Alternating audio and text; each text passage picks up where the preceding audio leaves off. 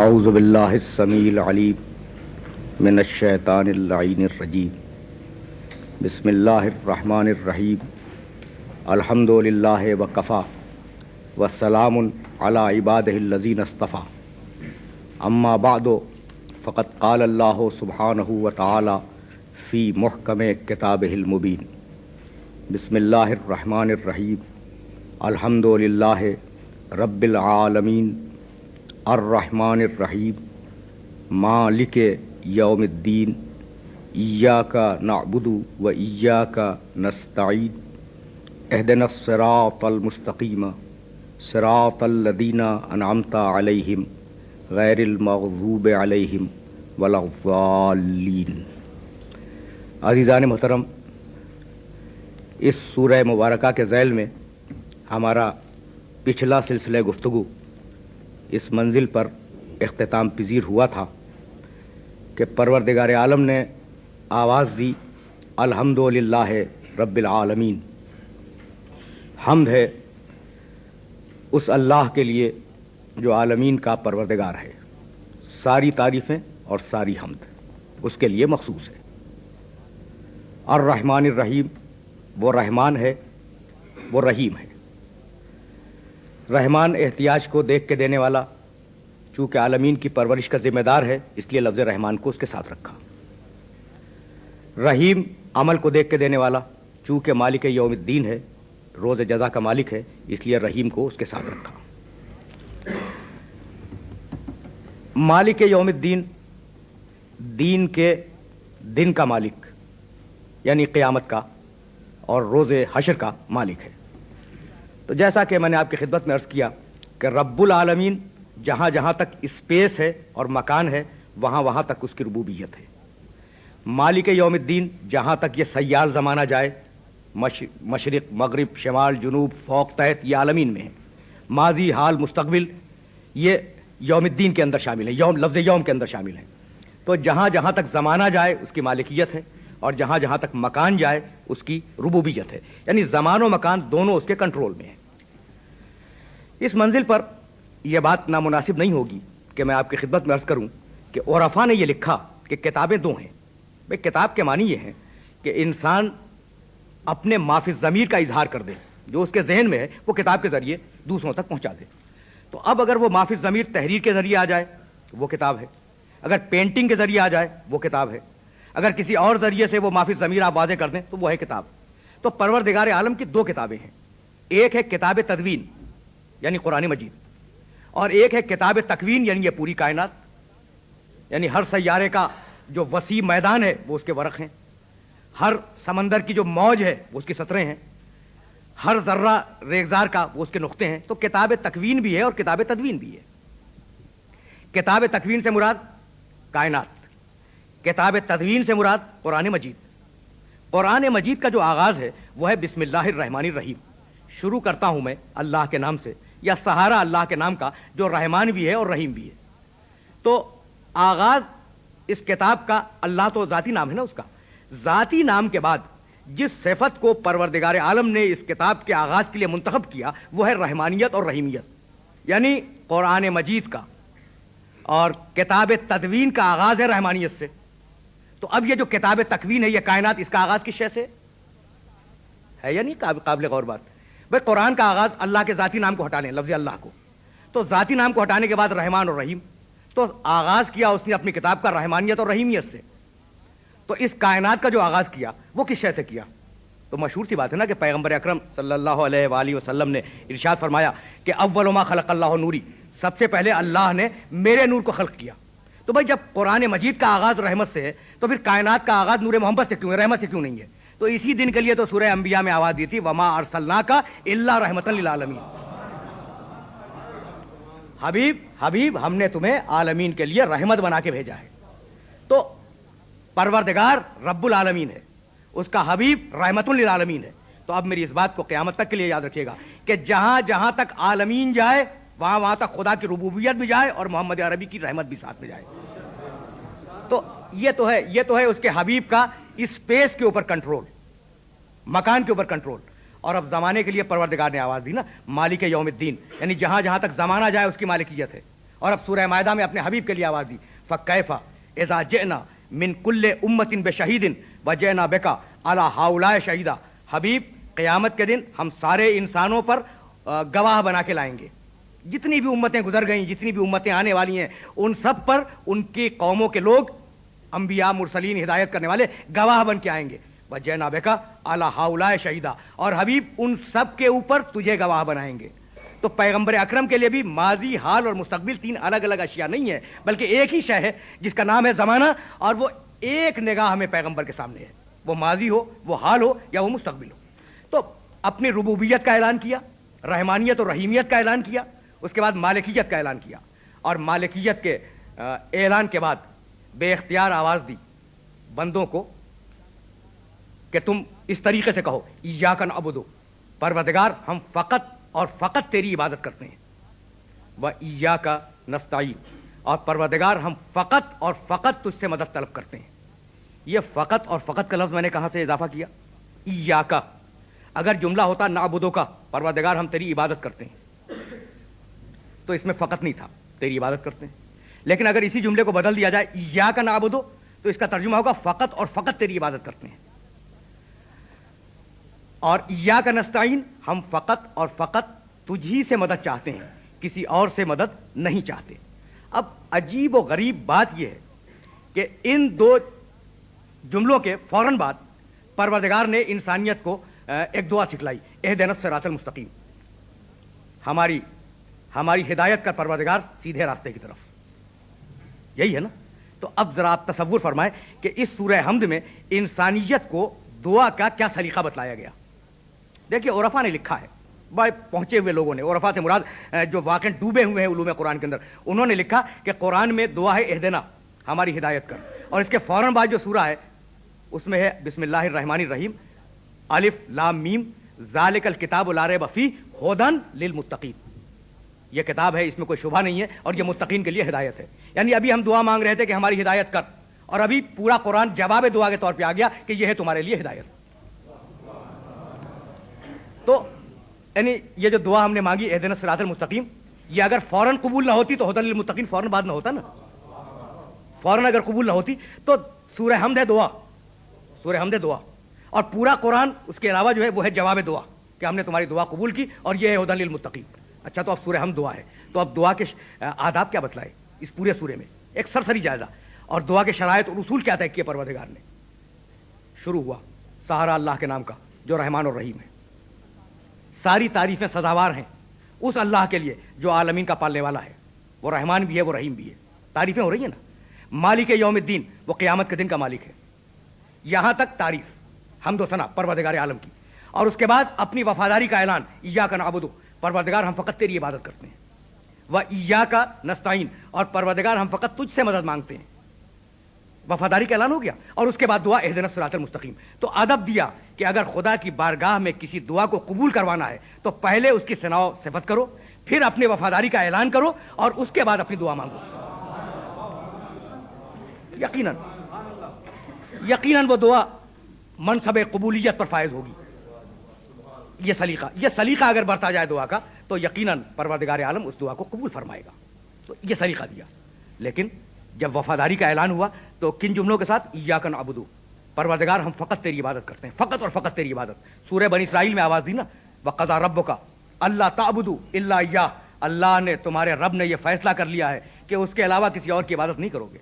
تو عبادت حق ہے فقط اور فقط پروردگار عالم کا، کسی اور کی عبادت نہیں ہو سکتی، نہ تلوار کی ہوگی، نہ اقتدار کی ہوگی، نہ سیف کی ہوگی، نہ قلم کی ہوگی، عبادت فقط اور فقط اللہ کی ہوگی۔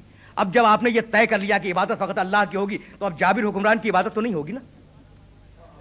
اب تلوار کے زور سے کوئی شخص بات کو منوانا چاہے تو اس کی بات تو نہیں مانی جائے گی نا، عبادت فقط اللہ کی، اور مدد فقط اللہ سے۔ دو الفاظ ہیں اور دونوں بڑے کلیدی ہیں، عبادت، استعانت، فقط اللہ کی عبادت اور فقط اللہ سے استعانت۔ اچھا، تو اب فقط اللہ سے استعانت ہے تو اب کیا ہم کسی اور سے استعانت طلب نہ کریں یا کسی اور کو وسیلہ قرار نہ دیں استعانت کے لیے؟ تو اگر ایاک نعبد سمجھ میں آ جائے تو خدا کی قسم ایاک نستعین خود بخود سمجھ میں آ جائے گا۔ یہ ایاک نعبد بہت کلیدی ہے، بہت ہی کلیدی ہے۔ عبادت فقط اللہ کی، بھئی اگر غیر اللہ کی آپ نے عبادت کی تو شرک ہوگا یا نہیں ہوگا؟ اور اس کے فوراً بعد کا جملہ ہے استعانت فقط اللہ سے، مدد فقط اللہ سے. تو اگر غیر اللہ سے مدد مانگے تو وہ شرک ہوگا یا نہیں ہوگا؟ تو اگر ایاک نعبدو سمجھ میں آ جائے تو ایاک نستعین خود سمجھ میں آ جائے گا. بھائی عبادت تو اب اللہ کی ہے نا. اور افضل ترین عبادت کیا ہے؟ نماز. افضل ترین عبادت ہے. اور نماز کا اعلان عام کیا ہے؟ اذان. اور اس اذان میں پروردگار عالم کی توحید کے اعلان کے بعد ہے کیا؟ اشہد ان محمد رسول اللہ. بھائی عبادت اللہ کی، ذکر محمد کا. آگے بڑھے اقامت کہی، اس میں بھی جملہ موجود اشہد ان محمد رسول اللہ. بھائی عبادت ہو رہی ہے، میں گواہی دیتا ہوں کہ محمد اللہ کے رسول ہیں. نماز شروع ہوئی، تشہد میں پہنچے جسے التحیات بھی کہتے ہیں. شہادت توحید کے بعد آواز دی اشہد ان محمد عبدہ و رسولہ. میں گواہی دیتا ہوں کہ محمد اللہ کے بندے بھی ہیں اور اللہ کے رسول بھی ہیں. اور اس کے بعد فوراً درود پڑھی، اللہم صلی علی محمد و آل محمد، یا کسی اور جملے میں درود ادا کی. بھائی ذکر محمد مسلسل آ رہا ہے نا. اور ابھی بات گفتگو تمام نہیں ہوئی، بات ختم نہیں ہوئی، بے اختیار آواز دی السلام علیک ایھا النبی ورحمۃ اللہ وبرکاتہ. عبادت اللہ کی ہو رہی ہے. السلام علیک ایھا النبی ورحمۃ اللہ وبرکاتہ. نبی آپ پر ہمارا سلام ہو، اللہ کی آپ پر ہماری طرف سے رحمتیں نازل ہوں. تو بس کہنا یہی ہے کہ پروردگار عبادت فقط اور فقط تیری، اور اس عبادت میں ذکر محمد شامل ہے. تو اب دنیا ذکر محمد کو ایاک نعبدو سے نکال دے، ہم وسیلے کے طور پر محمد کو ایاک نستعین سے نکال دیں گے.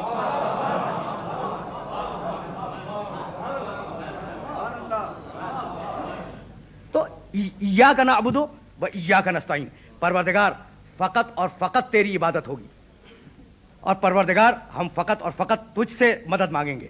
تو اب اگر عبادت میں ذکر محمد عبادت ہے تو پھر استعانت کی منزل میں اسے وسیلہ قرار دینا اور اس کے ذریعے سے پروردگار عالم کی بارگاہ میں دعا مانگنا یقیناً یہ عبادت ہوگا.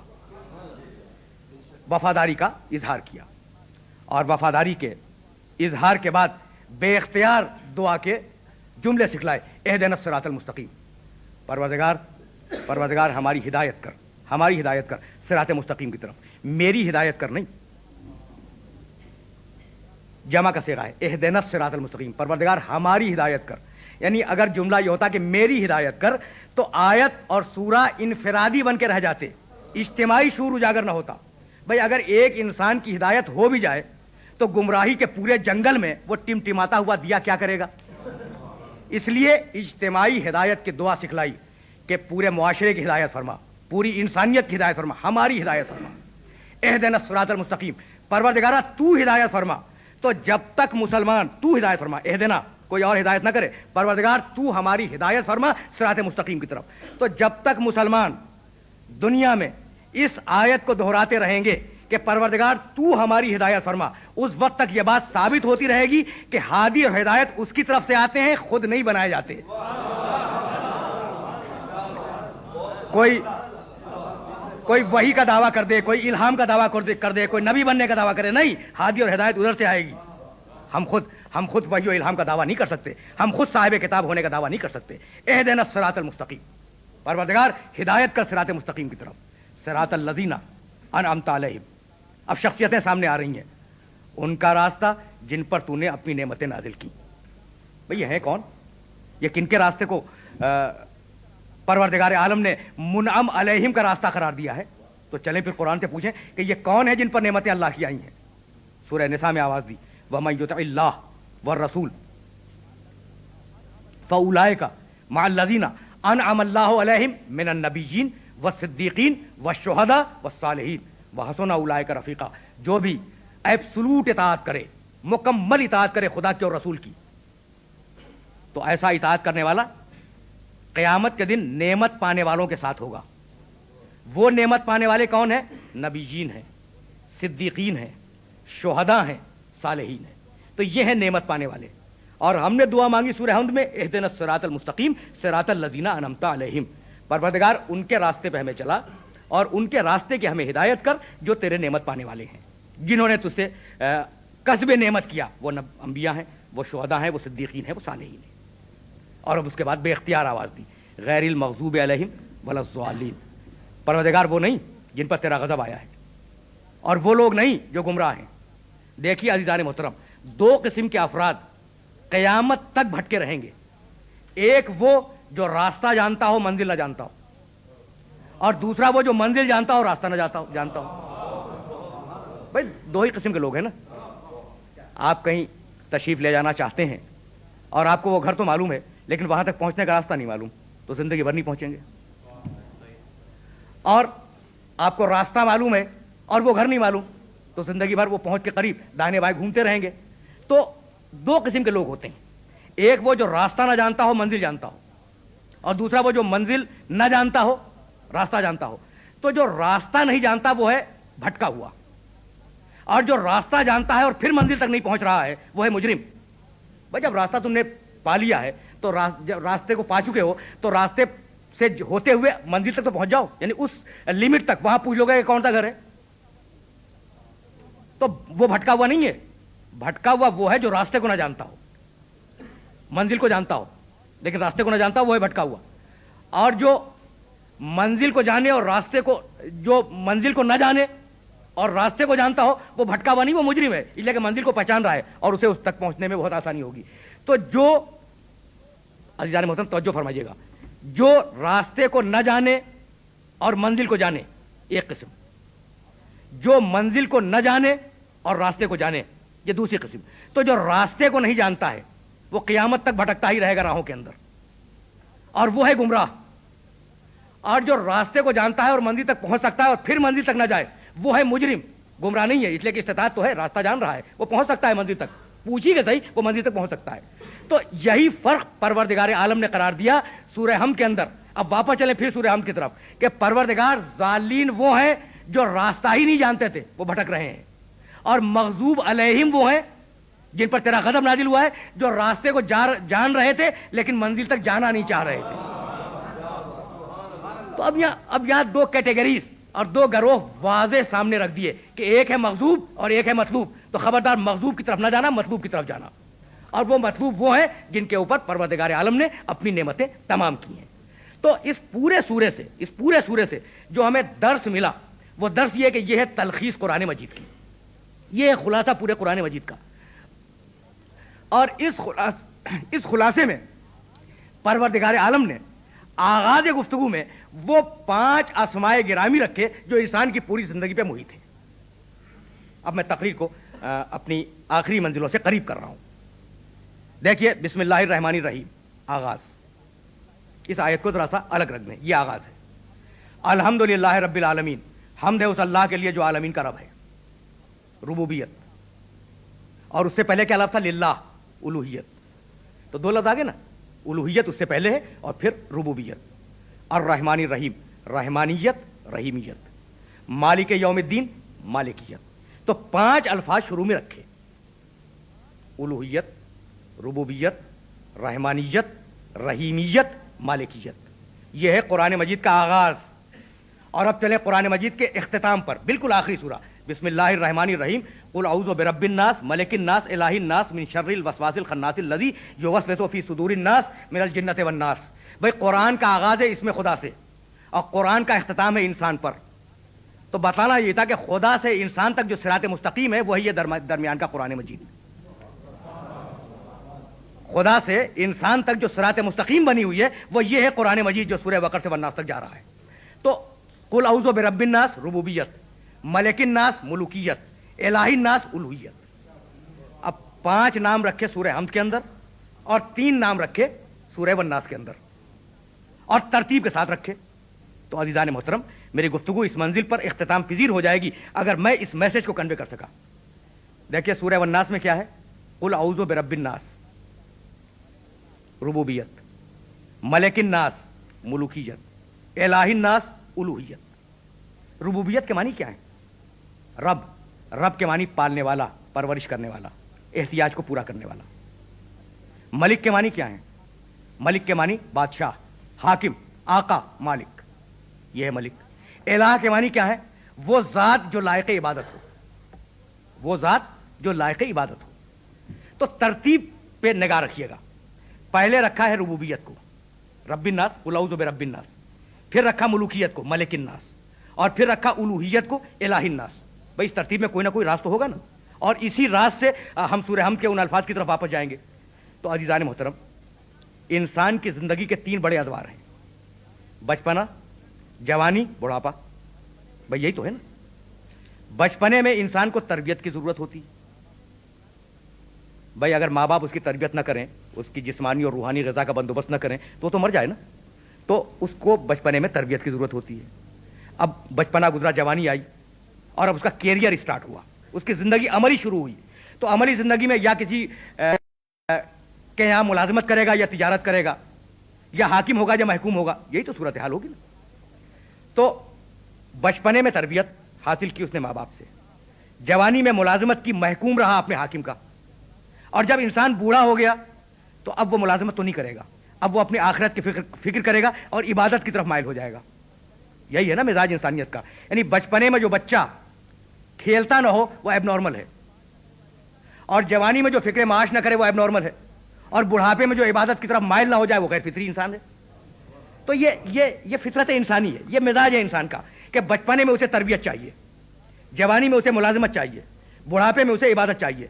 नहीं इसी तरतीब से जुमले रखे गए कि देखो गैरुल्लाह की तरफ तवज्जो न रहे, बचपने में रब्बिन नास है, जवानी में मलिकिन नास है, बुढ़ापे में इलाहिन नास है।